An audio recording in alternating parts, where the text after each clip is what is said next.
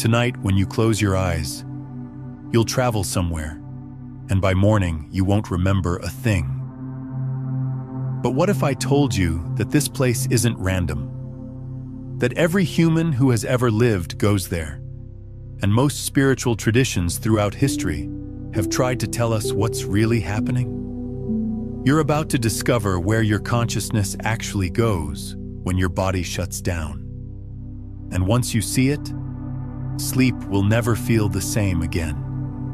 Right now, in a few hours when you drift off, your body will enter a state of complete paralysis. Your eyes will move rapidly beneath closed lids. Your brain will light up with electrical storms of activity. But here's what nobody tells you. While all of that is happening in the physical, something else is taking place on a level science can barely touch. You're crossing a threshold into another realm entirely. Let me show you exactly what happens. Before we talk about where you go, you need to understand the journey that gets you there. When you first lay down, muscles releasing, breathing slowing, you enter what sleep researchers call the first stage of NREM. This is the borderland, the threshold between waking and sleeping. You've felt this countless times. That sensation of drifting off on the couch, then suddenly jerking back awake. Your body is still responsive here. A sound brings you back easily. This stage lasts only minutes, but it's the doorway opening. About 15 minutes in, you descend deeper into stage 2. Now your body knows this isn't just rest, it's a journey. Your temperature drops, your heartbeat steadies, and if scientists were measuring your brain activity right now, they'd see something curious. Your brain waves slow into these rhythmic patterns, but then suddenly there are these sharp bursts. Sleep spindles, they call them. K-complexes. Strange names for something your brain does naturally every single night.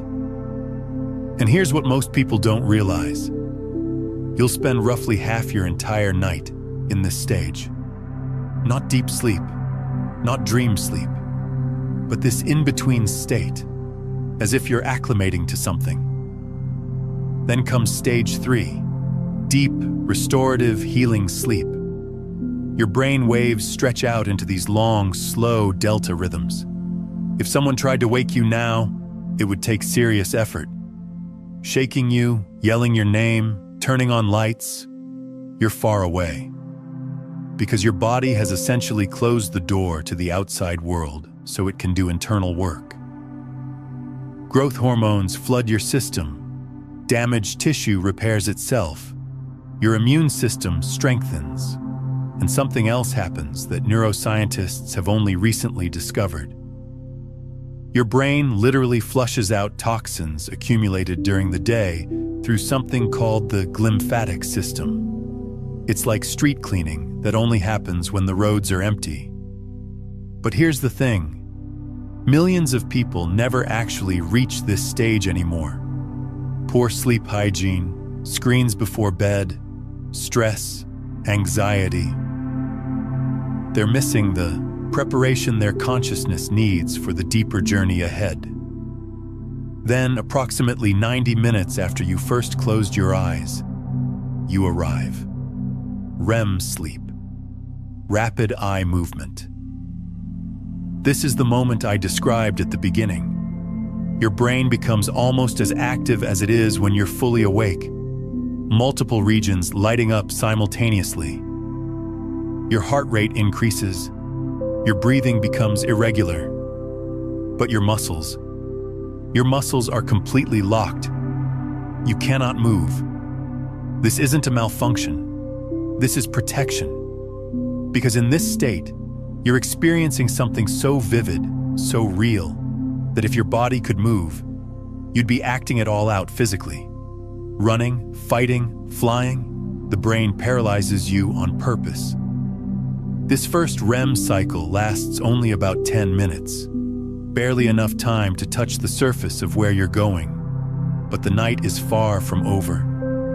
You'll cycle back through stage 2, drop into stage 3 again, then return to REM. Each complete cycle takes about 90 minutes, and here's what changes as the night progresses.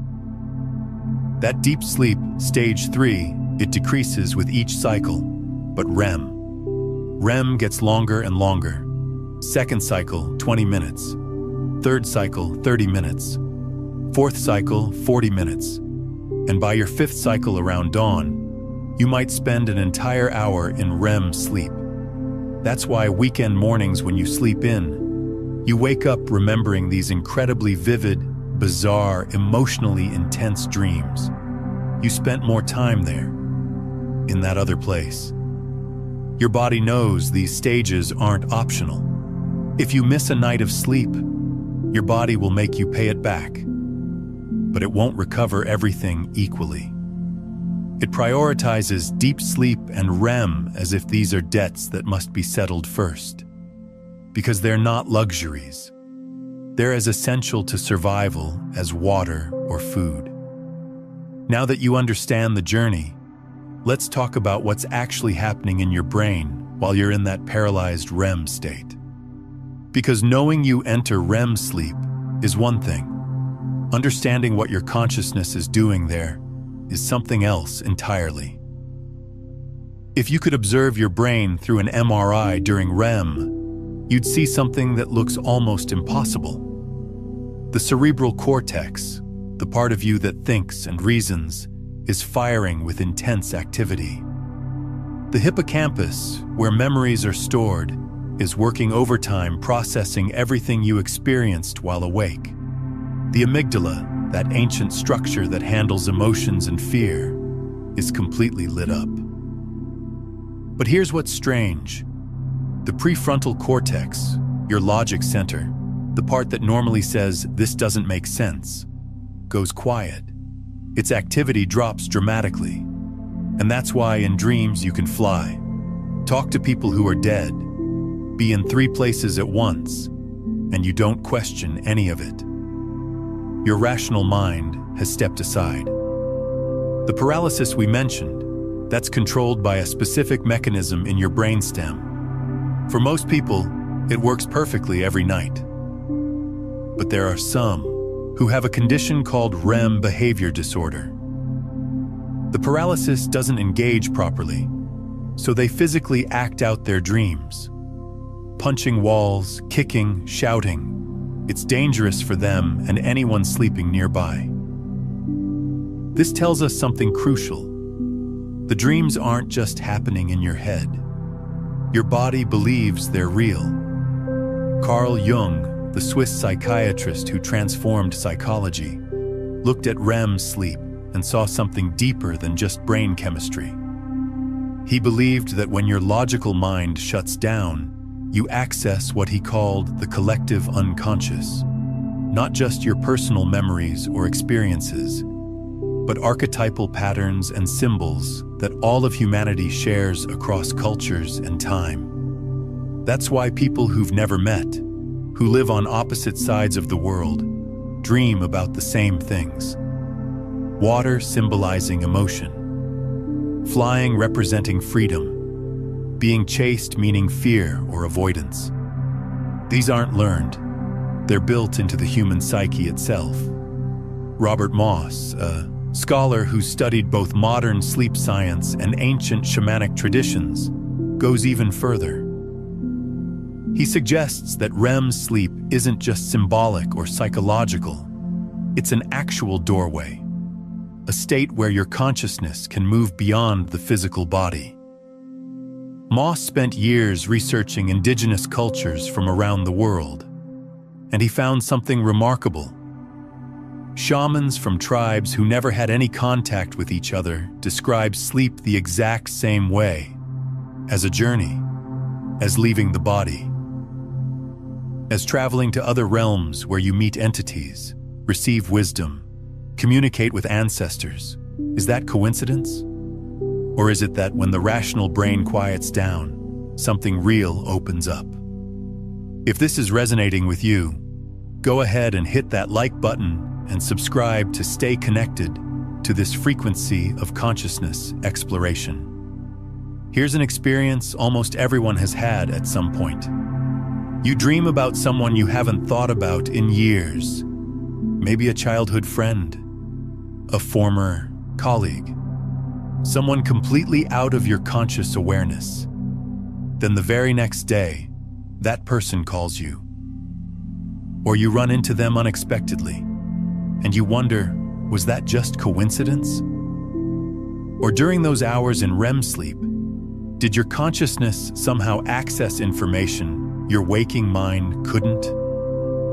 Neuroscience explains one layer of this: how the brain consolidates memories, processes emotions, reorganizes neural pathways. But mystical traditions explain the experience, the subjective reality of what you're actually going through. And here's what I'm suggesting. Maybe both are true at the same time. Maybe the brain is the hardware, the physical mechanism, and consciousness is the software, the experience itself.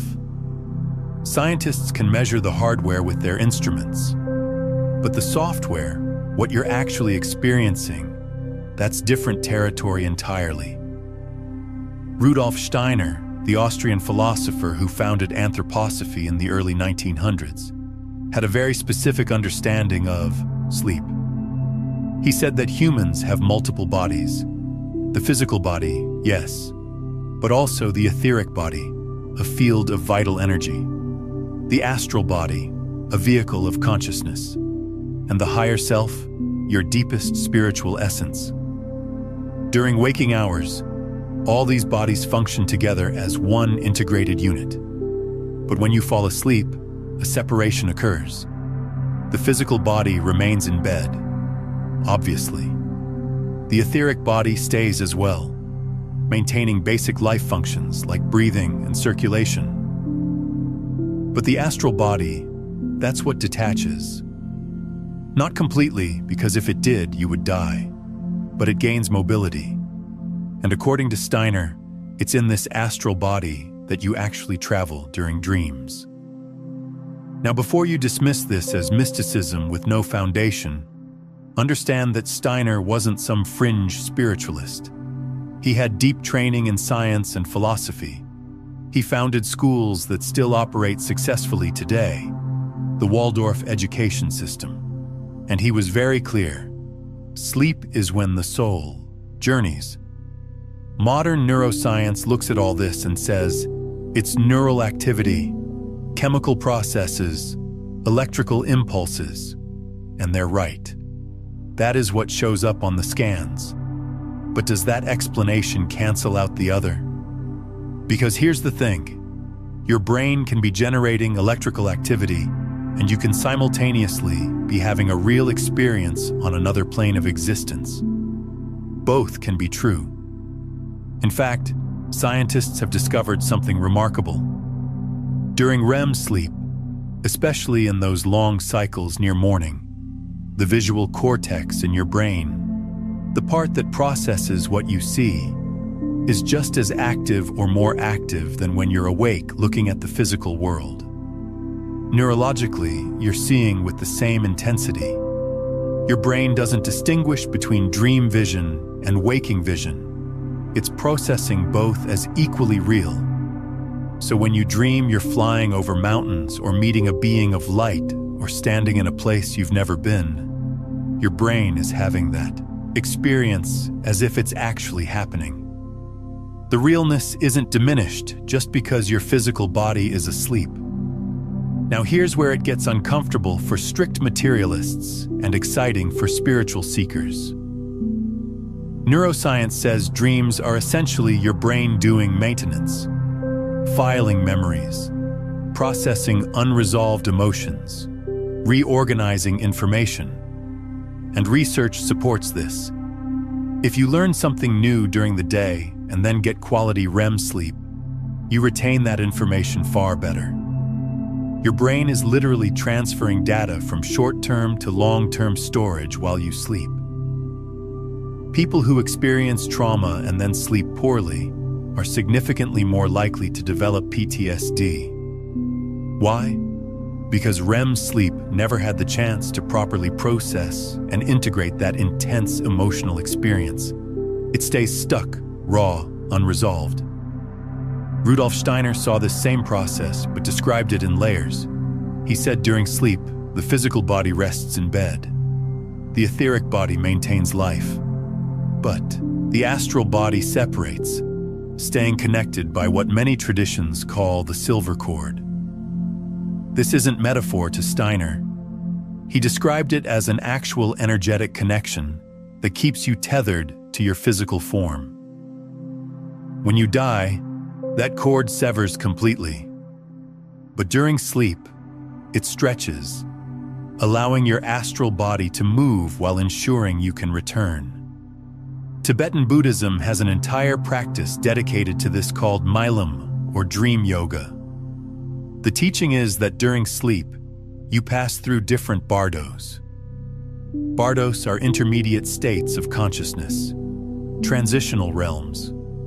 And the Tibetan masters teach that what you experience in these bardos is just as real and meaningful as anything you experience while awake. That's why advanced practitioners train themselves to maintain full awareness during sleep, not for entertainment, but because they believe the dream state is fundamentally similar to the death state. If you can remain conscious while dreaming, you can remain conscious when you die. The training is the same, recognizing signs that you're in an altered state, setting clear intentions before crossing the threshold, maintaining awareness as you transition between worlds.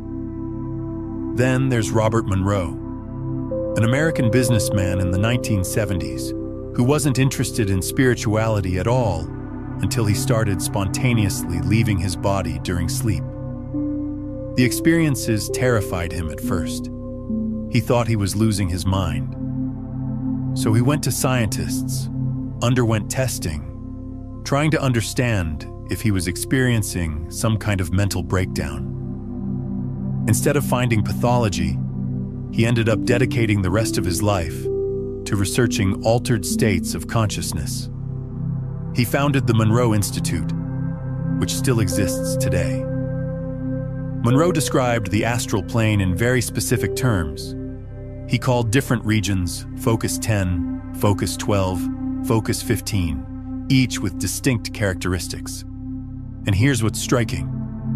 Other people who practiced out-of-body experiences described the same locations using the same terminology without ever having read Monroe's work or attended his programs. If this was all just imagination, how do multiple people independently map the same territory? Or look at Edgar Cayce, known as the sleeping prophet. He would put himself into a trance state, similar to deep sleep but self-induced and controlled.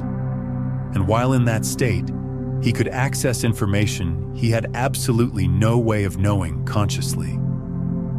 He gave detailed medical diagnoses for people he'd never met living in cities he'd never visited. Over 14,000 documented readings spanning 40 years, and many were later verified by doctors and confirmed as accurate. Where was he getting this information? Cayce said he was accessing what he called the Akashic Records, a kind of cosmic library where everything that has ever happened, is happening, or will happen is recorded. He wasn't talking about regular REM sleep. He was describing a specific altered state he learned to enter intentionally. But the principle is the same. Consciousness can access knowledge the physical brain doesn't possess. Now, before you think this is all just mysticism without evidence, consider the research on precognitive dreams. Dean Radin, a scientist who's worked at Stanford and Princeton, has compiled decades of data on PSI phenomena. And one of the most well-documented occurrences is people dreaming of future events that later come true with striking accuracy. The most famous case, before September 11th, several research laboratories monitoring collective consciousness registered significant anomalies. and dozens of people reported dreaming of planes crashing into buildings in the nights leading up to the attacks. You could argue coincidence, confirmation bias, pattern recognition after the fact, fair criticisms. But when hundreds of reports converge on a specific event that no one consciously expected, dismissal becomes harder to justify. Neuroscience has no framework for this. How could random electrical firing in your brain show you something that hasn't happened yet? Unless the dream isn't just electrical activity. Unless during those 90-minute cycles of REM, you're actually going somewhere else. A place where time functions differently. Where past, present, and future aren't as separate and linear as they appear in waking consciousness. Ancient Egyptians understood this intuitively. They had temples specifically designed for dream incubation. People would travel to these sacred sites to sleep, to receive prophetic dreams or healing. They had trained priests whose entire role was interpreting dreams. They wrote entire papyri on the subject. To them, dreaming was direct communication with the divine. Jung discovered this same pattern when working with his patients. One woman who had no background in mythology or alchemy dreamed of a serpent eating its own tail. The Ouroboros, a symbol that appears independently in dozens of ancient cultures, across continents and centuries. How did she access that if she'd never studied it? Jung's answer was the collective unconscious, a shared layer of human psyche deeper than personal memory. I'm curious, have you ever had a dream that later came true, or showed you something you had no way of knowing? Drop your experience in the comments below. Helena Blavatsky, the Russian mystic who founded the Theosophical Society, spent decades studying Eastern sacred texts, European esoteric traditions, and ancient philosophy. She synthesized all of it into a complex map of reality. According to Blavatsky and her successor Annie Besant, existence consists of 7 primary planes. The physical plane is just the densest, the slowest vibrational frequency. Above it, the etheric plane, then the astral, then the mental, and so on. The astral plane is where human consciousness goes during sleep, and they didn't describe it as some vague mystical concept. They mapped it out in extraordinary detail. Structure, inhabitants, regions, laws. The lower astral, they said, is dense, close to the physical. This is where chaotic, confusing dreams occur. Dreams heavily influenced by personal desires, fears, unconscious material. But as you rise through the layers of the astral, things change. The experience becomes clearer, more lucid, less dominated by ego, more connected to universal truth. Besant wrote entire books explaining this.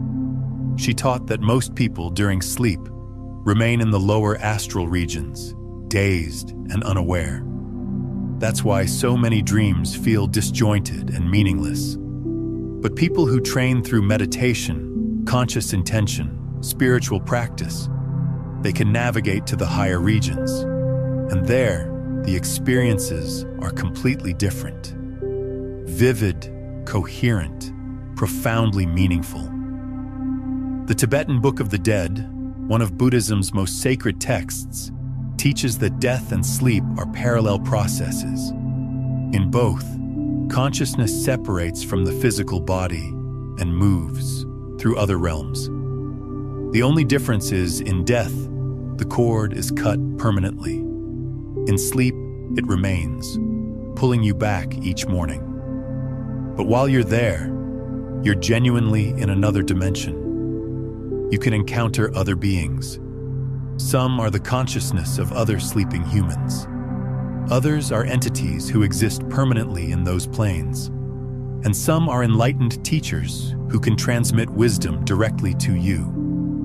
Advanced dream yoga practitioners have very specific techniques they use before sleeping. visualizations, mantras, clear intentions about where they want to go and what they want to learn, and they report strikingly consistent experiences, meeting the same masters repeatedly, visiting the same locations, receiving teachings that they later find word for word in ancient texts they'd never read before. How is that possible if each person's dreams are just random neural noise? Now, what we're exploring here today barely scratches the surface of what's possible when you understand consciousness as frequency transmission. The astral journey during sleep is just one of 9 master frequencies you can learn to consciously navigate and embody. If you're feeling called to go deeper into the complete system, into understanding how to move from unconscious transmission to becoming the conscious broadcast itself, I've written a comprehensive guide called Beyond the Frequencies, a quantum guide to consciousness mastery. It maps out the entire journey from seeking to being, with step-by-step practices for each frequency layer. It's linked in the pinned comment below. Allan Kardec, a French educator in the 1800s, interviewed hundreds of mediums and compiled their testimonies about the spiritual world. And across all of them, he found the same descriptions: different dimensions of existence, spiritual communities, cities in the astral plane where souls who've passed on reside. And here's what's relevant to sleep. The mediums consistently said that living humans visit these places every night while asleep. There are documented cases of people dreaming of deceased relatives who showed them where they were now living. And when the dreamer woke up and described the place to a medium who'd never met them, the medium said, "Yes, I know that location. I've been there too." How does that work if each brain is supposedly generating its own private hallucination with no connection to anyone else's? Look at the pattern here.